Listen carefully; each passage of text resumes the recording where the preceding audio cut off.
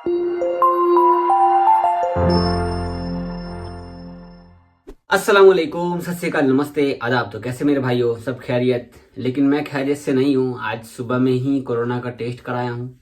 पूरी रिपोर्ट के बारे में जो डिटेल्स है वो व्लॉग वाले चैनल पे बताऊंगा, लेकिन अभी तक रिपोर्ट आया नहीं है। तो आज की वीडियो में बात करेंगे सऊदी अरब की लेटेस्ट अपडेट। वीडियो में आज बहुत ही खास जानकारी देने वाला हूं, तो वीडियो में बने रहिएगा, ठीक है। लास्ट में कुछ कमेंट के आपके जवाब भी होंगे। तो आप सबको आज सबसे पहले बताने वाला हूं कि जैसा कि आपको पता है कि 14 मार्च से कानून खत्म हो चुका है। आपको मालूम में कफाला सिस्टम खत्म हो चुका है। कंपनी बदल सकते हैं, छुट्टी जा सकते हैं, एग्जिट जा सकते हैं, लेकिन नए कॉन्ट्रैक्ट के बाद ये सारे फायदे आप ले सकते हैं। लेकिन हमारे बहुत सारे भाई कमेंट कर रहे थे, जावेद भाई ऐसा कोई अपडेट तो अभी दिख नहीं रहा कि हम कैसे जॉब बदलेंगे। तो मैंने आपको कहा था kiva.sa पे जाकर के आपको अपना प्रोफाइल बनाना है। इस बारे में रिलेटेड जो भी खबर आएगी हम आपको जरूर शेयर करेंगे। आपको मालूम है सऊदी अरब में कोई भी कानून बनता है तो कोई कानून जल्दी लागू हो जाता है। ये कानून बहुत बड़ा था, 70 सालों के बाद ऐसा कानून कोई आया जो कफाला सिस्टम को खत्म किया गया है प्राइवेट सेक्टर में या कंपनियों में।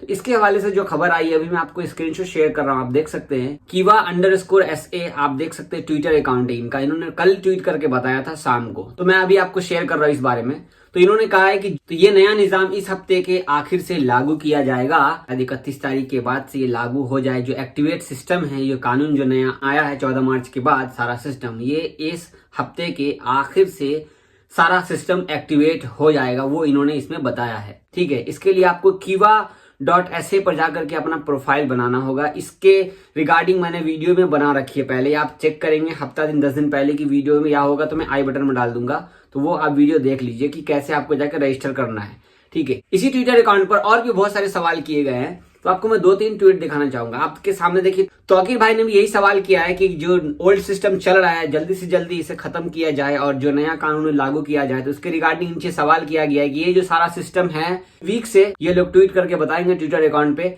कि क्या हुआ क्या नहीं हुआ, सारी बात मैं आपको जरूर शेयर करूंगा।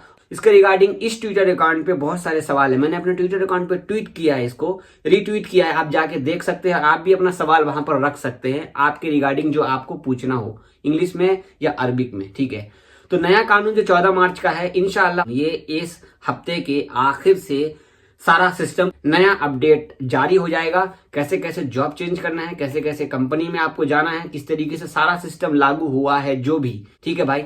तो ऐसा कोई भी कानून जो है जल्दी लागू कर दिया जाता है, लेकिन ये कानून कुछ ऐसा हटके आया जो कि पूरा एकदम हिला दिया 70 सालों का जो भी हिस्ट्री है। तो इंतजार कीजिए दोस्तों। आप सबके लिए एक अच्छी खबर लेकर के आया हूं, खास करके आप लोग जो कोरोना वैक्सीन लगा रहे हैं तो आप लोगों को परेशानी हो रही है। तो अब आपको बता दूं कि जैसा कि आपको मैंने पिछले 2 दिन पहले आपको बताया था कि सिर्फ रियाद वालों के लिए अल दवा फार्मेसी दवाई लगाने का सिस्टम, वैक्सीन देने का सिस्टम करने जा रही है कोरोना का। तो अब मैं आपको स्क्रीनशॉट शेयर कर रहा हूं आपके सामने, आप देख सकते हैं। तो अब जो है आप रियाद, दम्माम, खोबर, जिद्दा, जुबैल इंडस्ट्रियल सिटी, अल हसा एंड हफर अल बतीन में अपने नजदीकी अल दवा फार्मेसी से कोरोना की वैक्सीन लगा सकते हैं। तो आपको सेहती ऐप पर जाकर रजिस्टर करना है। वहां पर जो अपॉइंटमेंट लेंगे तो वहां पर अल दवा फार्मेसी भी नजदीकी एरिया में दिखाएगा, तो उसे आपको सिलेक्ट करना है। वहां से आप अल दवा फार्मेसी में जाकर के बिल्कुल फ्री कोरोना की दवा लगा सकते हैं। आप लोगों के लिए बहुत ही अच्छा हो गया कि नजदीकी अल दवा फार्मेसी में जाकर आप दवाई लगा सकते हैं। अब बात कर लेते कुछ रमजान के हवाले से। तो रमजान में मक्का और मदीना में 10 रकात तरावी होगी, ठीक है। इसके बाद आपको इफ्तार नहीं होगा, इत्तकाफ नहीं होगा, ठीक है। इफ्तार, सुहूर, इत्तकाफ ये सब नहीं होगा।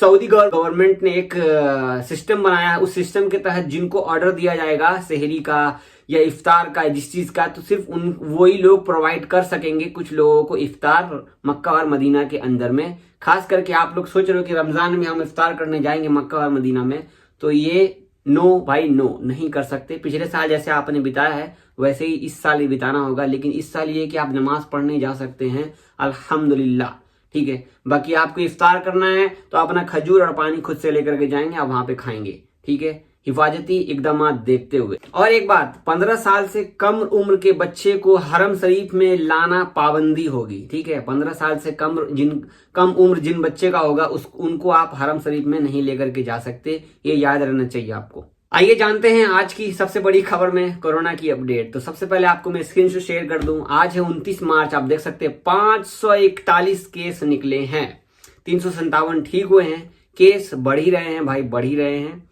तो आज देख लो, रियाद में 217 केस निकले हैं, ईस्टर्न में 108 केस निकले हैं, मक्का में 86, अलकसीम में 25, हायल में 22, नॉर्दर्न बॉर्डर में 20, मदीना में 18, असीर में 16, तबुक में 11, जजान में 7, अलजौब में 6, नजरान में 3, अलबाह में 2।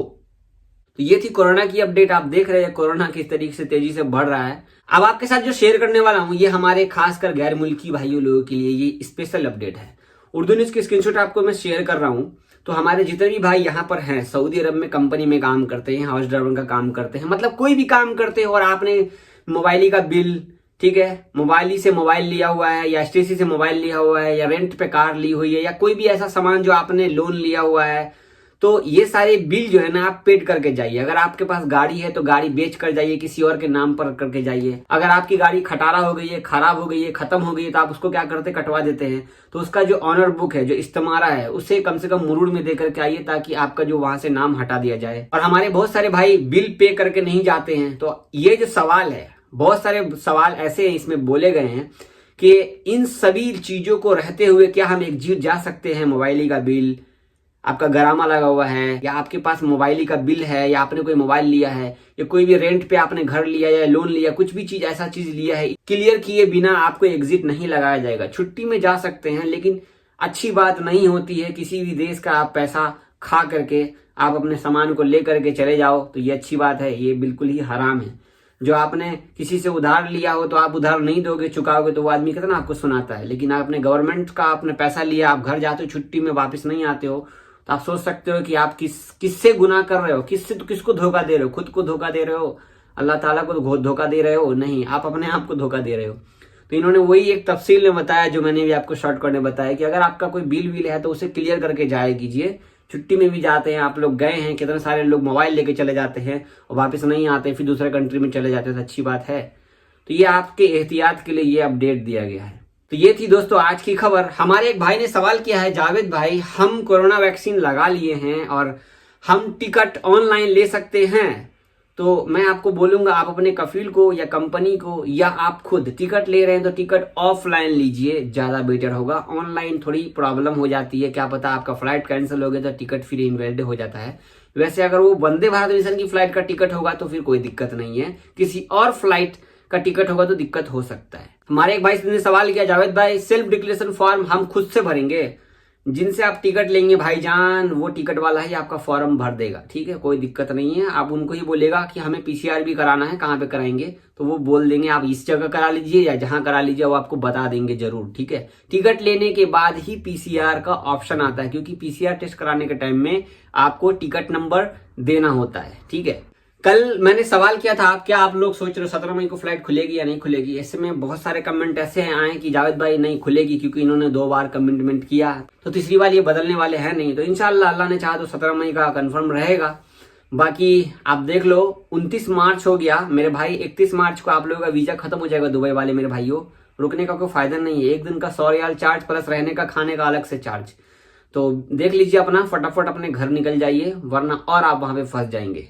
अब आपको मैं एक लास्ट में बोलना चाहूंगा, मैं सुबह सुबह ही कोरोना की टेस्ट करा करके आया हूं, अभी तक रिपोर्ट मेरे पास नहीं आया है, कोई मैसेज नहीं आया है, 12 घंटे लगते आने में। तो रात के 9 बजे 10 बजे रिपोर्ट का कुछ खबर आएगा, तो मेरे लिए एक दुआ जरूर कीजिएगा कि भाई पॉजिटिव ना हो, क्योंकि सारी कहानी आपको व्लॉग वाले चैनल पर मालूम होगा, ज्यादा वीडियो बड़ा हो जाएगा यहाँ पर अगर मैं पूरी बात शेयर करूंगा। तो बहुत शुक्रिया। अगर आप पहली बार हमारे चैनल पर आए हैं तो हमारे चैनल को सब्सक्राइब कर लीजिए, प्लीज सब्सक्राइब कर लीजिए, और लाइक किया कीजिए। वीडियो आप लोग लाइक नहीं करते हैं, फेसबुक पे देख रहे हैं ऊपर फॉलो का बटन है, और शेयर कर दीजिए, हमारा पेज लाइक कर दीजिए, दोस्तों को वीडियो शेयर कर दीजिए। यूट्यूब पे देख रहे तो शेयर कर दीजिए, लाइक कर दीजिए, कमेंट कर दीजिए। दुआ में याद रखिएगा, पॉजिटिव ना आ जाऊं, थोड़ा डर हो रहा है। अल्लाह हाफिज।